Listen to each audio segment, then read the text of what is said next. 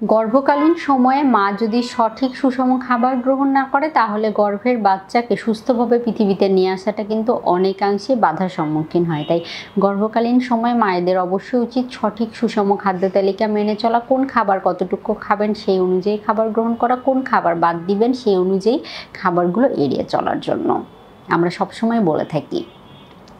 এখন কথা হচ্ছে কোন খাবার কতটুকু খেতে হবে, এটা নির্ভর করে থাকে আপনি কতটুকু ওজন নিয়ে কনসিভ করেছেন। যতটুকু ওজন নিয়ে আপনি কনসিভ করেছেন ততটুকু ওজনের উপর নির্ভর করে পুরো জার্নিতে আপনি কত ওজন বাড়াবেন, কোন মাসে কতটুকু বাড়াবেন, কত সপ্তাহে কতটুকু বাড়াবেন, কোন পুষ্টি উপাদান আপনার জন্য প্রয়োজন, সেই বিষয়গুলো কতটুকু পুষ্টি উপাদান আপনি গ্রহণ করবেন, কোন গ্রুপ থেকে এই বিষয়গুলো প্রত্যেকটা নির্ভর করে আপনার ওজনের উপরে। অত্যাবশ্যকীয় উপাদানগুলো হচ্ছে প্রোটিন জাতীয় খাবার, ক্যালসিয়াম ভিটামিন ডি জাতীয় খাবার, আয়রন ফোলিক অ্যাসিড জাতীয় খাবার। এগুলো সাপ্লিমেন্ট অনেক সময় দেওয়াও হয়ে থাকে, পাশাপাশি এই জাতীয় খাবারগুলোও আমাদের কিন্তু গ্রহণ করতে হবে। গর্ভকালীন সময় আপনি যদি পর্যাপ্ত পরিমাণে প্রোটিন জাতীয় খাবার, আয়রন জাতীয় খাবার গ্রহণ না করেন বাচ্চার কিন্তু ওজনটা ঠিক আসবে না। অনেক সময় দেখা যায় মা খুব বমি করেন, নশিয়া ফিলিং হয় বা ভমিটিং একটা টেন্ডেন্সি থাকে, এতে করে কিন্তু তার কি হয় খাবার খেতে ইচ্ছা করে না বা খাবার পর্যাপ্ত গ্রহণ করতে পারেন না। সেই বাচ্চাদের কিন্তু লো বার্থ ওয়েট হওয়ার সম্ভাবনা অনেকাংশেই বেশি থাকে। তাই অবশ্যই গর্ভকালীন সময় একটা সুস্থ বাচ্চা জন্মদান করতে হলে মাকে পর্যাপ্ত পরিমাণে প্রোটিন জাতীয় খাবার, আয়রন জাতীয় খাবার, ক্যালসিয়াম জাতীয় খাবার, ভিটামিন ডি সমৃদ্ধ খাবার, ফলিক অ্যাসিড সমৃদ্ধ খাবার গ্রহণ করতে হবে।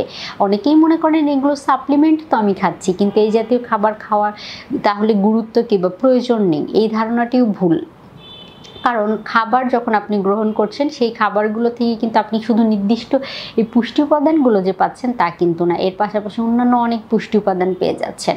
এখন কথা হচ্ছে কোন কোন খাবার খাবো না। যে সকল খাবার আমরা খেতে বারণ করি সেগুলো হচ্ছে সামুদ্রিক যে কোনো খাবার, পেঁপে, কাঁচা পেঁপে, আনারস, এগুলো নিয়ে দ্বিমত আছে, বাট আপনি যদি বেটার একটা সলিউশন চান তাহলে আমি বলবো এড়িয়ে চলতে পারেন।